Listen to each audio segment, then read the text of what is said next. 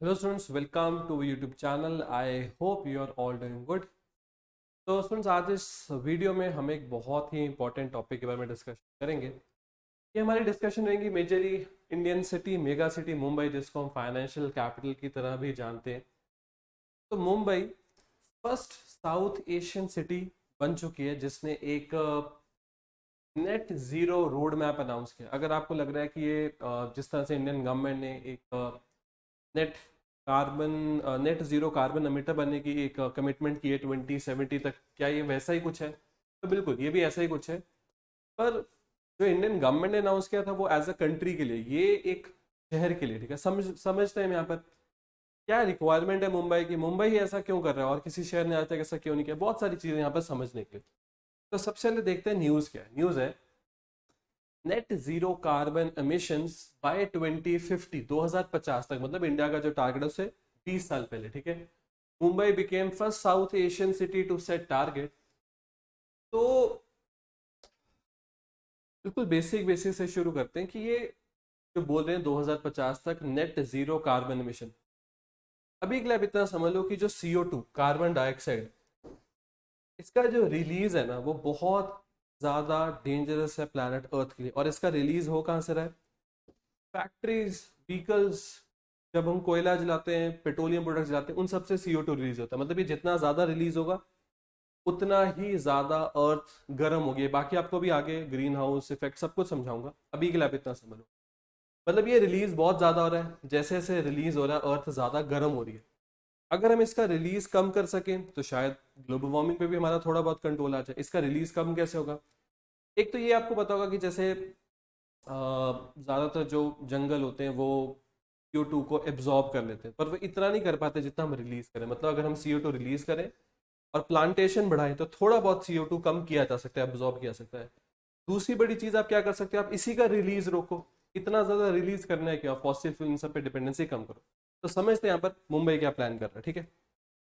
ठीक है, तो अगर शुरू करना है तो एक प्रॉपर मैप से शुरू करते हैं, आपको समझ भी ठीक से लगेगा। इंडिया का मैप, ये महाराष्ट्र स्टेट GDP में महाराष्ट्र की GDP सबसे स्ट्रांग है। मतलब एक तो जैसे कंट्री की GDP होगी, हमारी पूरी कंट्री की, जैसे इंडिया के कंट्री की GDP को कंपेयर करें तो दुनिया में सबसे स्ट्रांग GDP USA की, फिर चाइना की, ये मैं नॉमिनल GDP की बात कर रहा हूँ, फिर जापान की, फिर जर्मनी की, फिफ्थ पे आप इंडिया को रखो, ठीक है। इंडिया UK ऊपर नीचे चलते हैं। तो अगर इंडिया दुनिया में फिफ्थ सबसे स्ट्रांग नॉमिनल GDP लेकर बैठे तो इंडिया की एक स्टेट महाराष्ट्र इंडिया की बाकी स्टेट्स में से सबसे स्ट्रांग नॉमिनल GDP लेकर बैठी, ठीक है। तो अगर महाराष्ट्र का आप ये वाला मैप देखो, एक सेकंड में इसको इरेज कर देता हूँ फिर आपको ठीक से समझ लगेगा। तो अगर आप महाराष्ट्र का ये वाला मैप यहाँ पर देख पाओ, इस मैप में आप समझ रहोगे कि मुंबई कितना, कितने कम एरिया में, पूरी महाराष्ट्र स्टेट के कितने कम एरिया में आपको मुंबई देखने को यहाँ पर मिलेगा, ठीक है। ठीक है, तो मुंबई, पुराना नाम Bombay, densely populated city on the India's west coast, आपको बिल्कुल पता है, इधर को वेस्ट इधर को ईस्ट कोस्ट, ठीक है। Financial centre, largest city, area बताया गया है। और एलिवेशन, ये आपके लिए इंपॉर्टेंट है कि मुंबई की एलिवेशन बहुत कम है। एलिवेशन मतलब जो दुनिया में सी लेवल है, क्योंकि सारे समुद्र जुड़े हुए दुनिया के, तो दुनिया का सी लेवल एक है।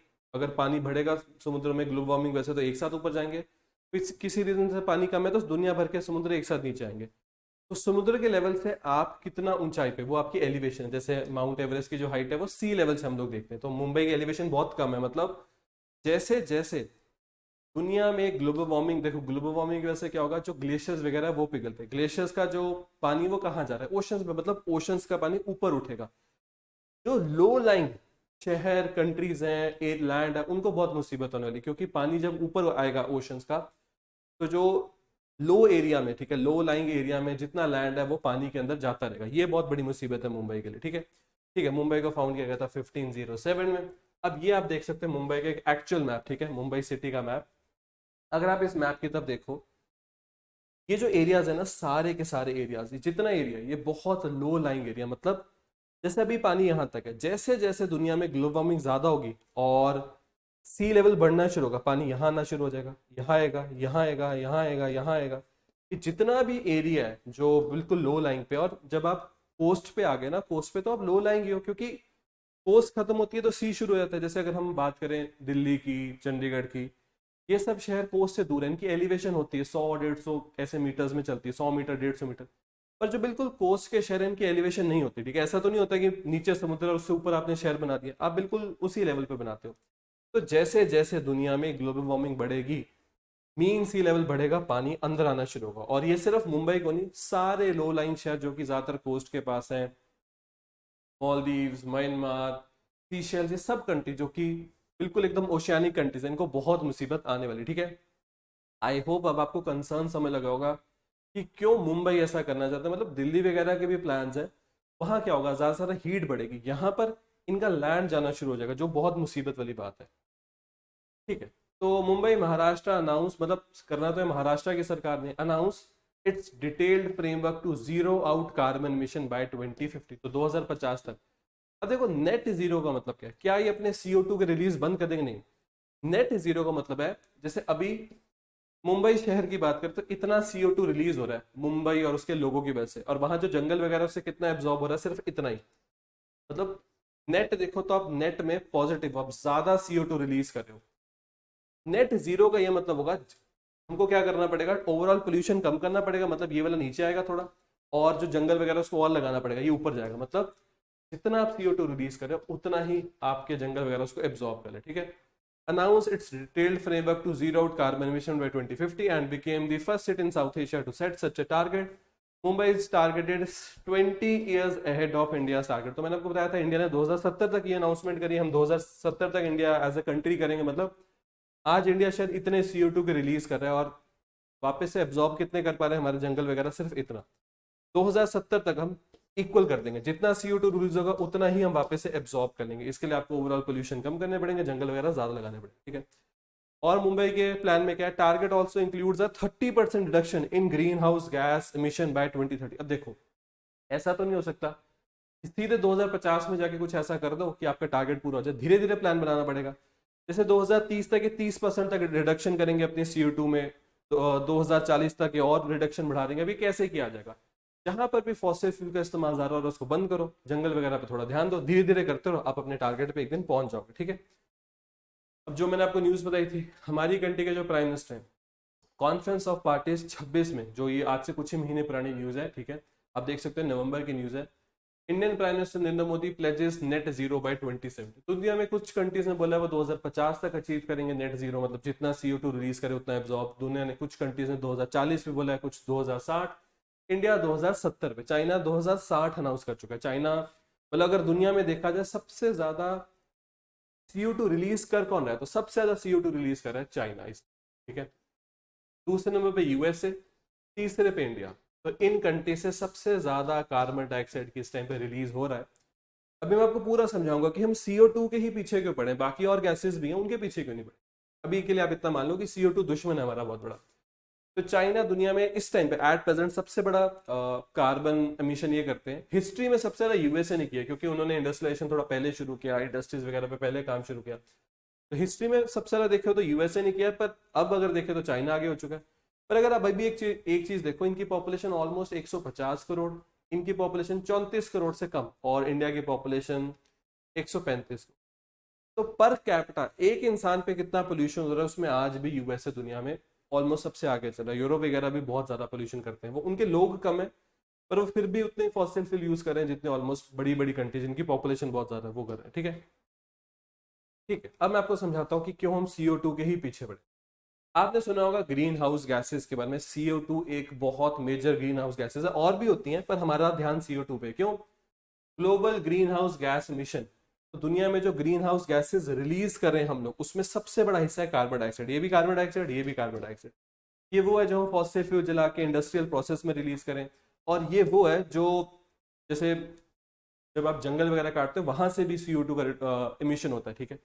मीथेन, नाइट्रोस ऑक्साइड और बाकी थोड़ी बहुत छोटी गैसेज हैं, बाकी उनकी इतनी ध्यान चिंता नहीं करनी। मतलब अगर हमने सिर्फ और सिर्फ CO2 को कंट्रोल करना शुरू कर दिया तो दुनिया में एक बहुत बड़ा चंक ग्रीन हाउस गैसेस का कम हो जाएगा। अब ग्रीन हाउस गैसेस करती क्या, ये ग्रीन हाउस इफेक्ट को क्रिएट करती है। ग्रीन हाउस इफेक्ट में बड़ा सिंपल है, हीट आ रही है सन से अर्थ पे, अगर ये ग्रीन हाउस गैसेस ना हो तो हीट वापस चली जाएगी, पर ग्रीन हाउस गैसेस एक ब्लैंकेट टाइप क्रिएट कर देती है जिसकी वजह से हीट वापस नहीं जा पाती। Green house gases prevent heat from escaping into space, warming the planet. मतलब एक ब्लैंकेट आ चुका है, वो ब्लैंकेट जो हीट आ रही है उसको वापस नहीं जाने दे रहा, जिसकी वजह से अर्थ ज्यादा गर्म हो रही है। आई होप अब आपको समझ लगा होगा ग्रीन हाउस गैसेस से हमको क्यों प्रॉब्लम है, CO2 की प्रॉब्लम है। ठीक है, ठीक है। तो अब कार्बन न्यूट्रल, नेट न्यूट्रल, इसका मतलब क्या है? इसका मतलब सिंपली ये है कि देखो आपके इंडस्ट्रीज वगैरह नहीं रुक सकती, एकदम से कुछ नहीं किया जा सकता, कोल चलता रहेगा, पेट्रोल चलता रहेगा, आपको वो मैनेज करना है।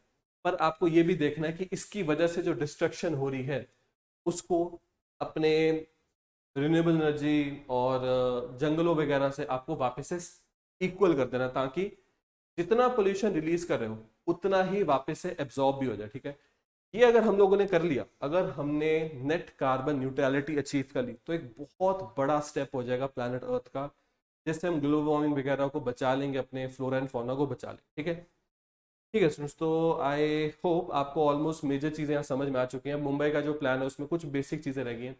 Mumbai set several short term goals, मतलब छोटे छोटे टाइम में क्या क्या गोल्स होंगे। ठीक है, जैसे पब्लिक ट्रांसपोर्ट को इलेक्ट्रीफाई करना और इलेक्ट्रिक बसेस ये सब लेकर आना। मुंबई की जो म्यूनसिपल कॉर्पोरेशन वो पूरे मुंबई को तो नहीं संभालती, मुंबई के कुछ हिस्से को संभालती है BMC, म्यूनसिपल कॉर्पोरेशन। आपने इसका नाम सुना होगा। इसको कई बार बोला जाता है कि एशिया की सबसे रिचेस्ट म्यूनसिपालिटी है, क्योंकि इसके पास काफ़ी बजट होता है। तो बिरहन मुंबई म्यूनसिपल कॉर्पोरेशन, इन्होंने अपना जो मुंबई क्लाइमेट एक्शन प्लान है उसको अपनी कमिटमेंट का पार्ट बना लिया कि हम इस पर पूरा ध्यान देंगे, अपनी तरफ से जो भी बन पाएगा उसमें हम यहाँ पर करेंगे। ठीक है, ठीक है। तो थोड़ा आपको BMC का बता देता हूँ। Governing civic body of Mumbai, Maharashtra important city, founded 1888। और आपने देखा होगा जब BMC के इलेक्शन वगैरह होते हैं मेयर के, तो कितना मतलब बहुत ही पॉलिटिकली एक्टिव हो जाता है सब कुछ। ठीक है, ठीक है स्टूडेंट्स, तो आई होप इस वीडियो में मैं इस टॉपिक को ठीक से क्लियर कर पाया कि एज अ सिटी जो मुंबई करना चाहता है क्यों वो इम्पोर्टेंट है, और वही चीज़ जो हम नेशनल लेवल पे या फिर कहीं इंटरनेशनल लेवल पे पूरी दुनिया अचीव करना चाहती है, मतलब सेम ही रहेगा। कार्बन न्यूट्रलिटी अचीव करनी है, जितना जल्दी अचीव करोगे उतना ही ग्लोबल वार्मिंग कम होगी, और उतना ही जो इम्पैक्ट जो बहुत ज़्यादा पड़ चुका है वो उतना ही थोड़ा कम पड़ेगा।